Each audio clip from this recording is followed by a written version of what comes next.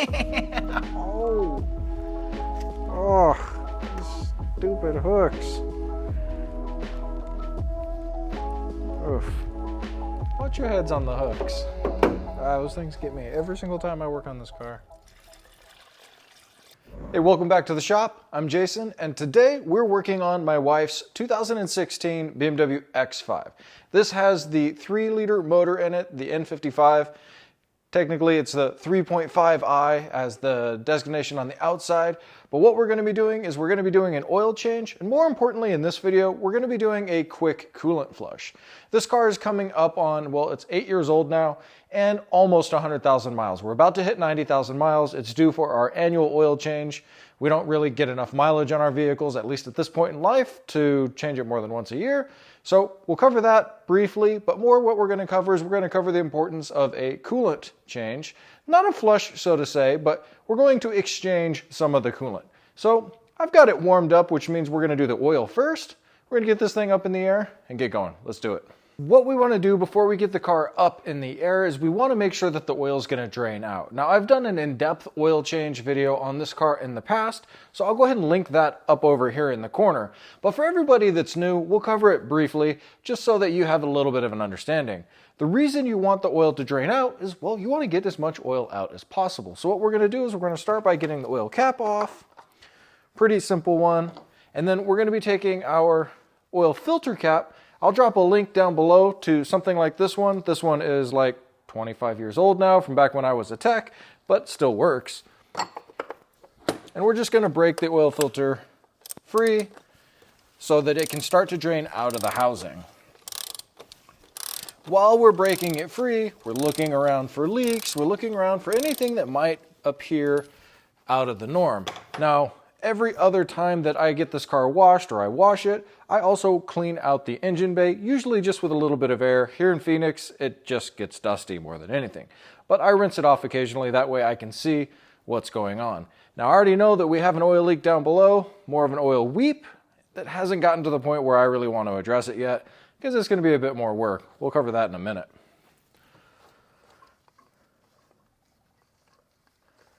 What's interesting is I can hear the oil gurgling out of the oil filter cap. I can even hear it draining down through over on this side in the cylinder head. I like to take a look at my cap. Does anything look weird? Is the oil discolored? As in, is it creamy and white, like maybe it's not getting warmed up enough to burn the moisture out? Does it smell excessively burned or oil, or not oil fueled? Fueled, so there's too much fuel in there. Like maybe there's a problem somewhere. Doing the same, checking around our cap. We're going to shine a light down inside there and see if we just see anything. So while we're inspecting everything else, we've given our oil filter enough time to drain out. You're going to want a rag nonetheless. Go ahead and unscrew it and slowly lift that guy up. Make sure it's not dripping out everywhere. That way our housing is open. We're going to set this to the side while we get the car up in the air. So while we've got our filter in hand, take a look, see just how dark or crispy your oil is. Look for any sparkles. This is a BMW after all, and sparkles in the oil might be a normal thing to think about. Sparkle! Not specifically with this model, but perhaps the little race car over there, the M5 with the S62. I'm always looking for sparkles just in case. And I'm just looking for anything, like I said, outside of the norm. I'm going to be saving my filter and my oil because this is a kit from FCP Euro and they have a lifetime guarantee. Now, I've never sent any of this back, but I think I'm going to go ahead and give it a shot this time, see how that goes. So yeah, I don't want to leave that in the bucket because it's going to get covered in even more oil. I'll set this to the side somewhere clean. Now, our drain plug is a 17. It shouldn't be over torqued into this aluminum pan. And if you like to live life on the dangerous side like myself, the oil is scorching hot. So some safety glasses are certainly a helpful thing. Break that free.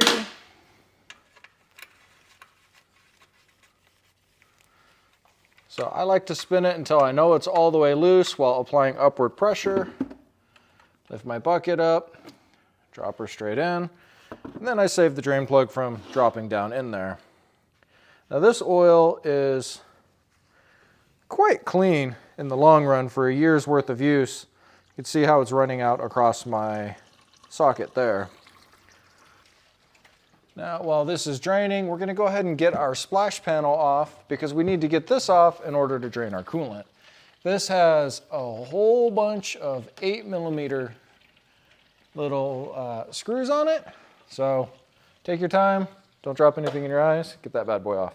So in our kit from FCP, we've got our man filter, and inside we've got our O-ring and filter ring set. We've got our oil filter housing O-ring, our little O-ring, and our crush ring for our drain plug. That's an important one to remember to take off and toss. Use your new one and then torque it down to the appropriate torque for your vehicle. On this one, it's 25 Newton meters. The most important thing here, outside of actually torquing it, is not over torquing it. This is going into an aluminum pan. All we're doing is making sure it's not going to turn around and come back out. And with that crush ring there, we're going to get a good oil seal. So we're going to go tight, and then I go just a little bit more. Is that torqued on my car? No, but I've never had one leak, and I've also never had one come out. That's not to say that when I was a teenager and I was a lube tech, maybe I forgot a drain plug once and there was a bit of a mess underneath. Totally different situation. Now for the reason you're probably here, and that's the coolant change, coolant flush, coolant exchange. The way to get the coolant out on this vehicle is there isn't a drain plug on the radiator like there were on the older vehicles. Yeah, I don't see anything there. What there is you have the oil cooler here up underneath of this front subframe member, and we have one line over here in the corner. And I'll have the camera guy get this in just a second, but that line, you're gonna pop it off and it's going to drain down the coolant all over the place. So I'm just getting a couple of receptacles to catch that coolant instead of it all going on your floor. To get our line off, we're gonna use a pick to pull the spring retainer back. Let's see, and we'll get it loosened. There we go. Looks like mine wants to come all the way off, but I got it back on. Be sure not to pull too hard, lose that spring retainer, and then you're gonna have to buy a whole nother line if you can't find it. Now that I've got it pulled back, I'm just going to twist the line a little bit, and then I'll work on wiggling it up. There is an O-ring in there. I don't wanna over pressurize that O-ring with a lot of force. In my case, I still have the reservoir closed, so it's not going to come out too fast, because the reservoir being closed is going to create a little bit of suction.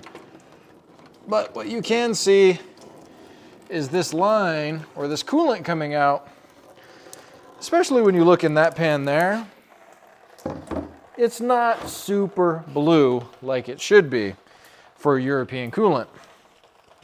So it tells me it was really time to change this. Are there tools to check your coolant and check the boiling point? Yes. Do I have one? No. So just make sure you're taking a look at your reservoir.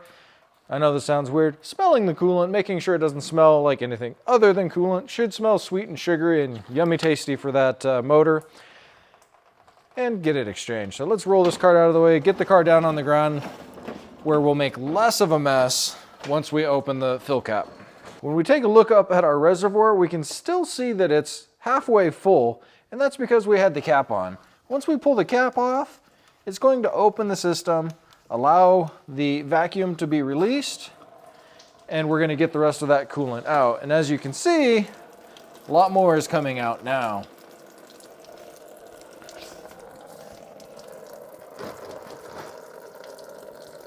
So you're gonna make a mess, but try to capture as much as you can. While that's straining, we can put the oil in. Now, there are varying opinions out there on snake oil products. And I call them that negatively because that's what people call them, and you'll probably remember better. I do like to use the Ceratec stuff. It's supposed to reduce friction, reduce fuel consumption, protect up to 30,000 miles.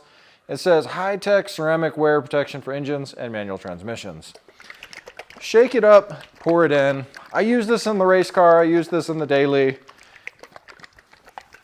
If it does anything, great. If it does nothing, well, I got to shake it up nicely.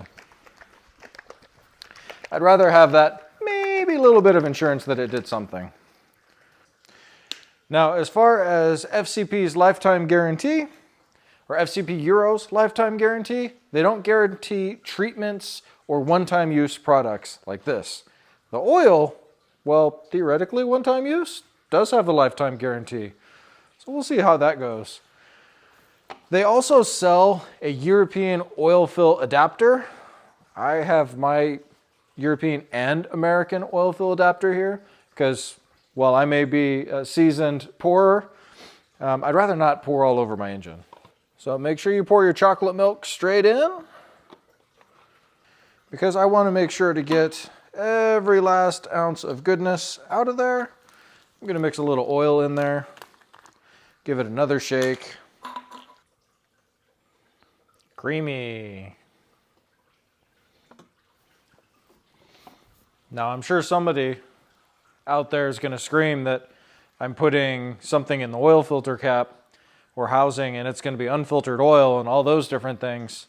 Well, I'm also one of those guys who pre-fills all his oil filters. Not this one, obviously, but yeah, do what you will with that. So in an effort to try to get as much cleaning action as possible, I had half a gallon of this blue premix from when I put the radiator in the M5. And what I did was I went ahead and left it open on the bottom and I dumped the whole thing in the reservoir so that hopefully I'll get a little bit better coolant mix in the car this time. What I'm going to do is I'm going to use my BMW antifreeze. I'm going to pour half into here, half here, and then I'm going to add distilled water to both for a 50-50 mix. Then what we'll do is we'll put the car back up in the air, close it off, and fill it up. And I'll show you how to bleed it. On these newer cars with electric water pumps, there's a really easy way to bleed it, and you'll want to see this. All right, so take a look here. You can get a little bit better view of that hose now that it's disconnected. You can see the hose right here. And you can see the little spring clip on there that you really don't want to lose. Now that we're just about done dripping, we're going to get that back on there. Make sure that we get past the O-ring. Get our spring clip locked into place. And I'm just going to double check that it's not going to try to pop itself off of there. Okay, that seems good to me. I'm going to do a little bit of rinsing here. That way when I get the splash panel back up, I don't have any residual coolant hanging out that's going to make me think I have a coolant leak later. Remember what we talked about cleaning that splash panel. If there is a leak in the future, I'll know if it's fresh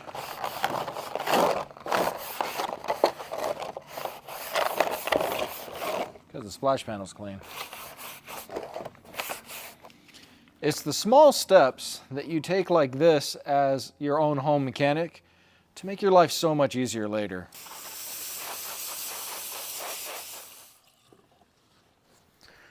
Now, technically BMW wants you to vacuum fill these. At least that's what the repair instructions say.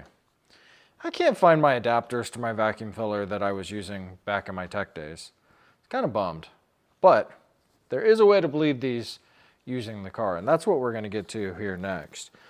It's really important on any vehicle that as you fill it with coolant, you try to bleed the air out so that you don't get rogue air pockets in there that will cause hot spots, or they can cause overheating if that air pocket winds up at a thermostat or cavitates at the water pump. All sorts of things can happen. So whatever manufacturer it is, make sure that you bleed the system as close to as how they're asking you to do it. BMW with their electric water pumps, make that pretty easy. Okay, so to bleed the cooling system, we're going to use the water pump. What we're going to do is we're going to start by making sure that our expansion tank is full to the top. And then we're going to go ahead and get her closed. Next, you're going to want to make sure to have a battery charger on here, ideally. Now, the procedure says that it lasts 12 minutes. with a good strong battery, your battery's not going to die in that 12 minutes. But what I want to make sure of for me is that it doesn't die. So I'm going to have my battery charger on here. This is a 40 amp capable charger, so it'll be more than enough to run the water pump. And right now it's in float mode because nothing's happening. Next, we're going to pretend to be able to fit in here past the lift. Let's rub.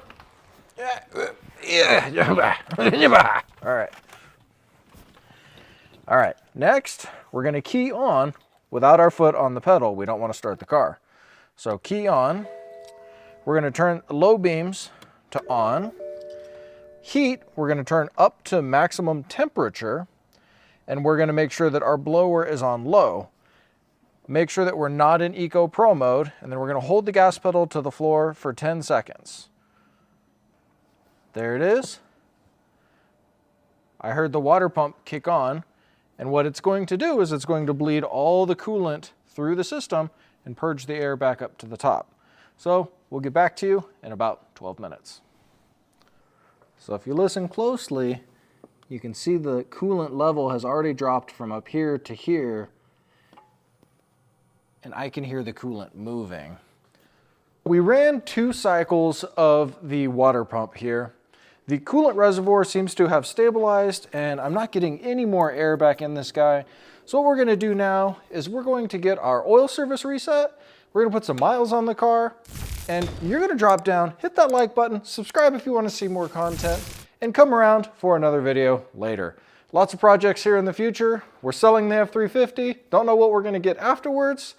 I'm leaning towards like an E63, maybe an F10 M5, F10 550.